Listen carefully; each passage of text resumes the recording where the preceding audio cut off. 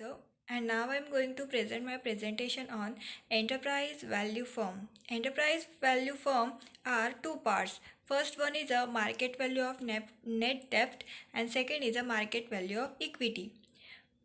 So now moving on, introduction. Enterprise value measure a company total value, often used as a more comprehensive alternative to equity market capitalization. Enterprise value included in its calculation the market capitalization of a firm, but also short-term and long-term debt and any cash equivalent on the company balance sheet. The next is a definition. Enterprise value is the measure of a company total value. It looks at the entire market value rather than just the equity value. So all ownership, interest and asset claim from the both debt and equity are included. Enterprise value can be through of as the effective cost of buying a company or the theoretical price of a target company before a takeover premium is considered. The next one is a brief explanation of the topic. First is a component of a enterprise value. Enterprise value uses figure from a company financial statement and current market price. The component that make up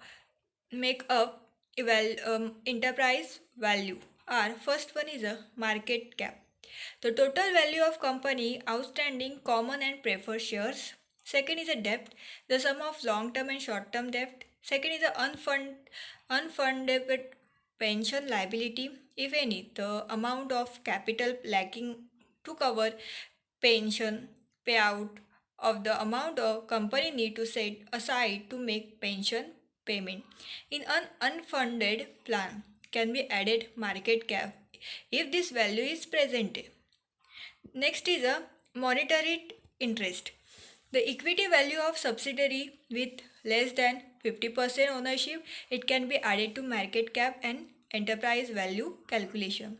Next one is a cash and cash equivalent.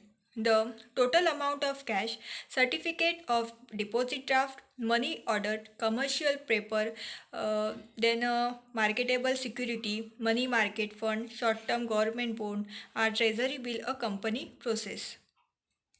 Then next is the limitations.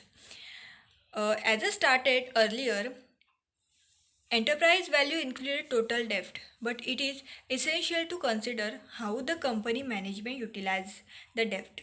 For example, capital intensive industry such as the oil and gas industry typically carries significant amount of debt which is used for a foster growth.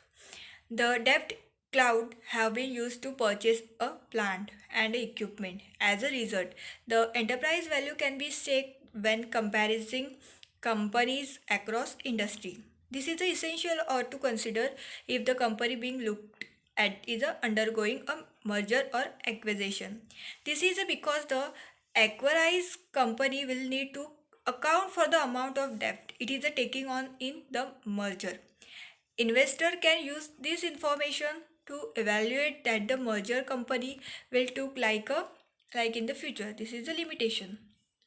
The next one is a one numerical of the enterprise value for formulas and calculations. The enterprise value is equal to MC plus total debt mm, minus C. So whereas MC is a market capitalization equal to the current stock price multiplied by the number of outstanding stock. Here is total debt is equal to the sum and short term and the long term debt is equal to cash and cash equivalent, the liquidity asset of company, but may not included marketable security.